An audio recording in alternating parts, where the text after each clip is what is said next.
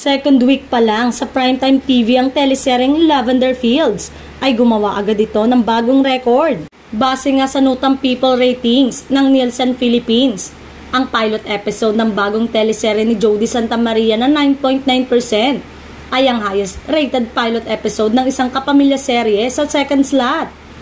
Unang gabi pa lang nga ay kinabog na ni Jody ang serye ni Bea Alonzo sa GMA7, ang Widow's War, na nakakuha lamang ng 9.2%. Bumabang bahagya ang second episode ng kapamilya serye na nakakuha ng 9.0%, habang 8.8 lamang ang katapat.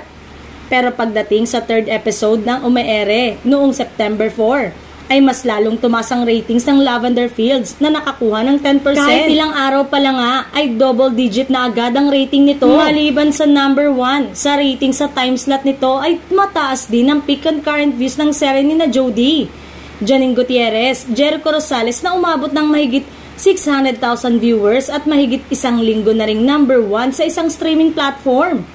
Ang bongga nga at parang hindi na mga hamon pa ang kapuso dahil pwede nga namang silang kumuha ng serye na galing sa ABS-CBN at ilagay sa GMA Network gaya ng ilang balita na lumabas sa social media.